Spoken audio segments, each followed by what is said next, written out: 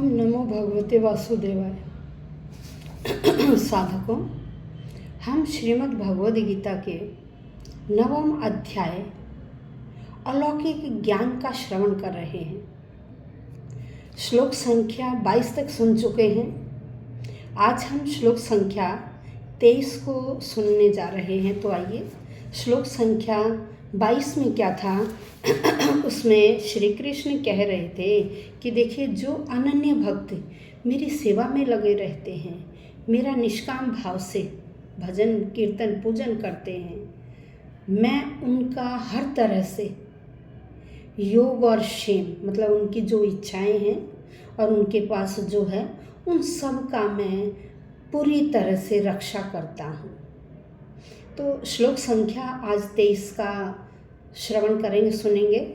तो श्लोक संख्या 23 में भगवान क्या कह रहे हैं कि देखो हे अर्जुन, जो व्यक्ति मेरी पूजा न करके अन्य देवी देवताओं की पूजा करते हैं, अन्य देवी देवता भी क्या है, मेरे ही अंश हैं, मेरे ही अधीन हैं।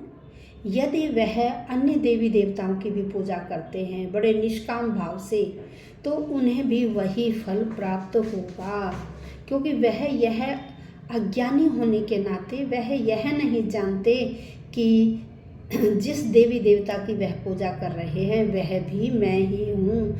वह उन्हें मुझसे अलग समझते हैं और इस प्रकार से उनकी पूजा करते हैं। तो देखिए, एक दृष्टांत से, एक उदाहरण से मैं आपको बता रही हूँ कि मान लीजिए कोई व्यक्ति पेड़ की जड़ में पानी न डालकर पेड़ के पत्तों पर पानी डाल रहा है, तो देखिए वो पानी कहाँ जाएगा, कहाँ जाएगा?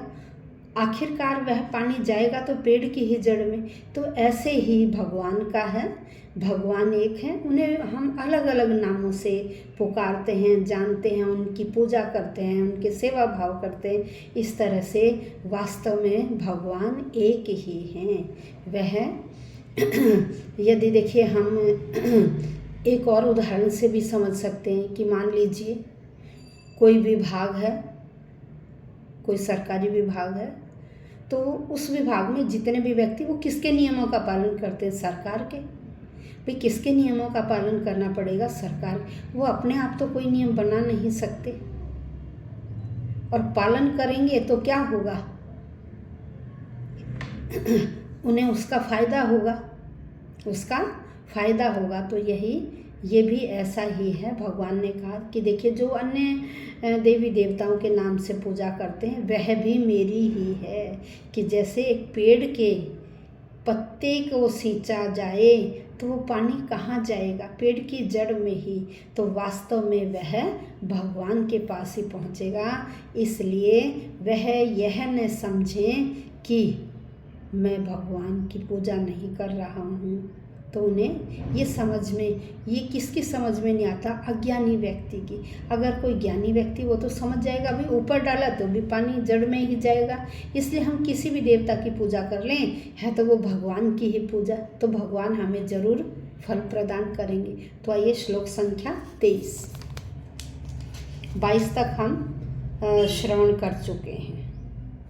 और वो पूजा भी कैसे बड़ी, देखिए, अगर हम विधि विधान से नहीं करते, कोई भी पूजा हुई, यदि हम विधि विधान से नहीं करते हैं तो वो हमें कभी भी फलीभूत नहीं होती है, कभी भी फल प्रदान नहीं करती है। इसलिए हमेशा हमें विधि विधान से ही पूजा करनी चाहिए।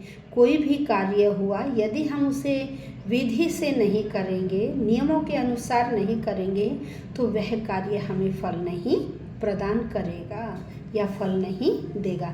तो आइए, श्लोक संख्या 23। ये अप्य अन्य देवता भक्ता यजन्ते यद ध्यानविताः तेपि मामेव कौन्तेय यजन्ति अविधि। मैं विच्छेद करके पढ़ रही हूँ अलग अलग से शब्दों को। यजन्ति अविधि पूर्वकम।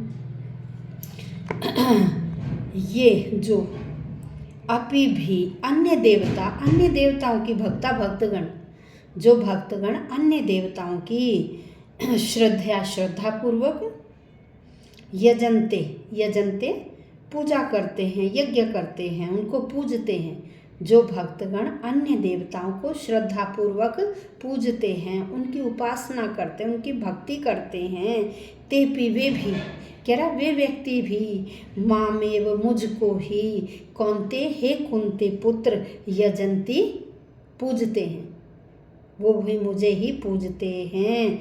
फिर क्या कहा, अविधि पूर्वकम, अविधि मतलब वो सही ढंग नहीं समझ पाते, इसलिए वो उस ढंग से मेरी ही पूजा करते हैं। वो उस ढंग को सही प्रकार से नहीं समझ पाते हैं और उस ढंग से करते हुए भी वो मेरी ही पूजा करते हैं। तो कोई भी है यदि सही ढंग से पूजा की जाएगी तो वह अवश्य फलीभूत होगी। यहाँ श्री कृष्ण कह रहे, हे कुंती पुत्र, जो लोग अन्य देवताओं के भक्त हैं वो भी मेरी ही पूजा करते हैं। वह त्रुटिपूर्ण ढंग के कारण अर्थात अज्ञान के कारण वह यह नहीं समझ पाते कि वह मेरी ही पूजा कर रहे हैं। वास्तव में वह भी मेरी ही पूजा है।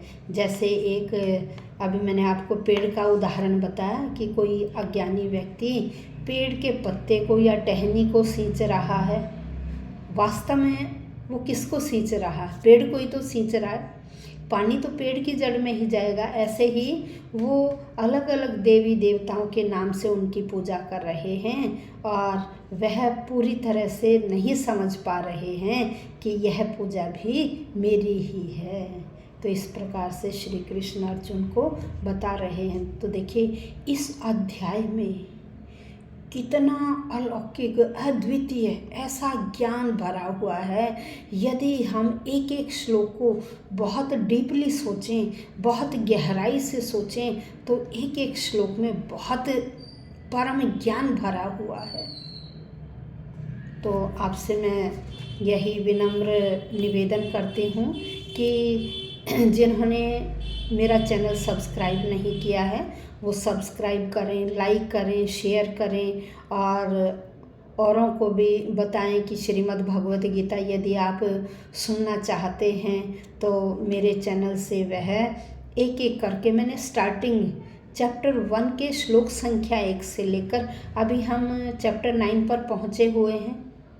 तो एक एक श्लोक का अर्थ बताया है और मैंने एक और वीडियो एक और दूसरी प्रकार की शुरू की हैं कि जिसमें जो संस्कृत पढ़ने के इच्छुक हैं, श्रीमद् भगवद गीता को संस्कृत में पढ़ना चाहते हैं, तो मैंने एक और अलग वीडियो बनानी शुरू कर रही है कि श्रीमद् भगवद गीता को संस्कृत में कैसे पढ़ें। तो आप उन वीडियो को भी देखिए।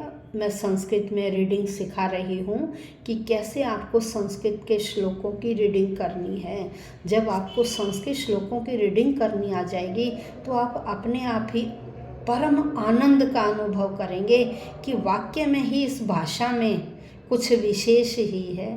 तब आप समझ पाएंगे कि हमारी संस्कृत भाषा कितनी रहस्यमयी भाषा है। उसमें हर चीज़ का इलाज है।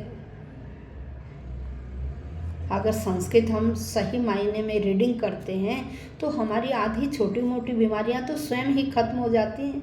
जो आजकल ये टेंशन, जिससे भी सुने या बच्चे से सुने, बड़े से सुने और मिडिल एज के व्यक्ति से सुने, तो हर कोई आजकल क्या कहता है, बड़ी टेंशन है, बड़ी टेंशन है, बड़ी टेंशन है। अरे टेंशन किस बात की? आप इस ग्रंथ को पढ़िए तो आपकी टेंशन स्वयं ही दूर हो जाएगी। और आजकल हमें अधिकतर बीमारियां टेंशन से ही लगी हुई हैं। इसलिए श्रीमद् भगवद गीता का आप परम आनंद से रीडिंग करके देखिए तो आपको क्या एहसास होगा। तो साधकों, चैनल सब्सक्राइब नहीं किया है तो करिए, अपने बड़े बूढ़ों को ज़रूर सुनाइए ताकि उनका जीवन भी सार्थक हो और अंत में उन्हें मोक्ष की ही प्राप्ति हो।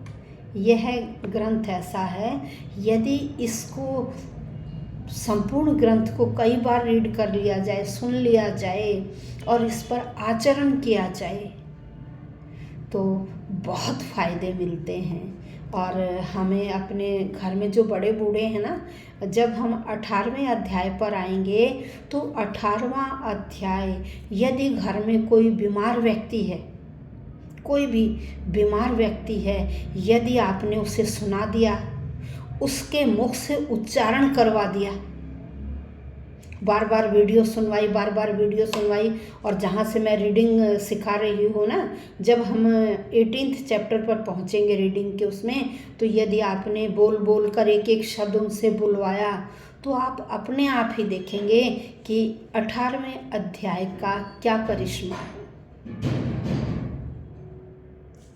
तो धन्यवाद साधकों।